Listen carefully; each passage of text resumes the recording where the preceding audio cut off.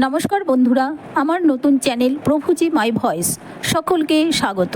পুরো ভিডিওটি দেখতে থাকুন, আর ভালো লাগলে লাইক, শেয়ার, কমেন্ট করুন। সাবস্ক্রাইব করে পাশের বেল আইকনটি প্রেস করে দিন, যাতে নতুন ভিডিও আপলোড করলে খুব তাড়াতাড়ি আপনাদের কাছে পৌঁছে যায়। আজকে আমি কামিনী রায়ের কথা কিছু বলবো। কামিনী রায় জন্মগ্রহণ করেছিলেন 1864 সালে 12ই অক্টোবর। বাংলাদেশের বাখরগঞ্জে তার জন্ম। তিনি ছিলেন একজন প্রথিতযশা বাঙালি কবি, সমাজকর্মী, নারীবাদী লেখিকা। কামিনী রায় তৎকালীন ব্রিটিশ ভারতের প্রথম মহিলা স্নাতক ডিগ্রিধারী ব্যক্তিত্ব।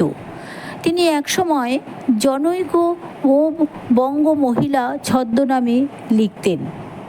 কামিনী রায়ের প্রাথমিক শিক্ষার ভার তার পিতা চণ্ডীচরণ সেন নিজেই গ্রহণ করেন। মাত্র 12 বছর বয়সে তাকে স্কুলে ভর্তি করে বোর্ডিংয়ে প্রেরণ করেন।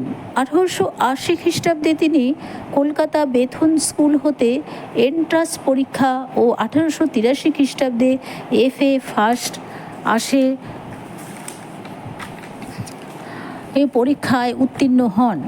বেথুন কলেজ হতে তিনি 1886 খ্রিস্টাব্দে ভারতের প্রথম নারী হিসেবে সংস্কৃত ভাষায় ডিগ্রি লাভ করেন কামিনী রায়।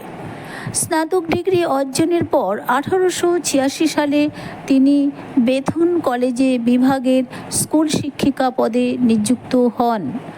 পরবর্তীকালে তিনি ওই কলেজে অধ্যাপনার কাজ করেছিলেন। সেই সময়ে কামিনী রায় নারীবাদে বিশ্বাসী ছিলেন, অনেক প্রবন্ধ প্রতিফলন ঘটিয়েছিলেন। তিনি সেই সময় নারী শ্রম তদন্ত কমিশন 1922-23 সদস্য ছিলেন। শৈশবে তার পিতা কবিতা ও ত্রস্ত আবৃত্তি করতে শেখাতেন।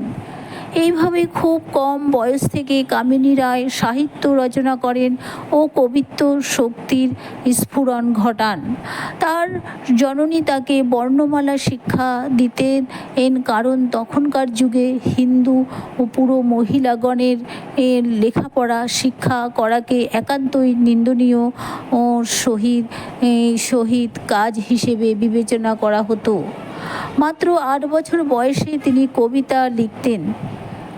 কামিনী রায়ের রচিত কবিতাগুলির মধ্যে রয়েছে জীবনের সুখ, দুঃখ, আশা, আকাঙ্ক্ষা, আনন্দ, কোনো সমাজ সরল ও সাবলীল প্রকাশ ঘটেছে।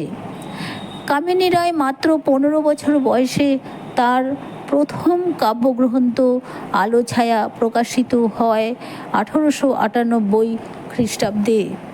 এই গ্রন্থটি ভূমিকা লিখেছিলেন হেমচন্দ্র বন্দ্যোপাধ্যায়, কিন্তু প্রথমে এতে গ্রন্থকর্ত্রী হিসেবে কামিনী রায়ের নাম প্রকাশিত নাই। গ্রন্থটি প্রকাশিত হলে তার কবি খ্যাতি ছড়িয়ে পড়ে।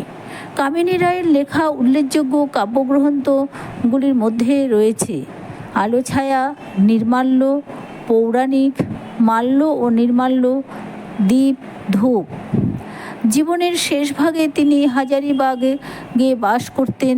27শে সেপ্টেম্বর 1933 খ্রিস্টাব্দে কামিনী রায়ের জীবনাবসান ঘটে। আজ এই পর্যন্তই। নমস্কার।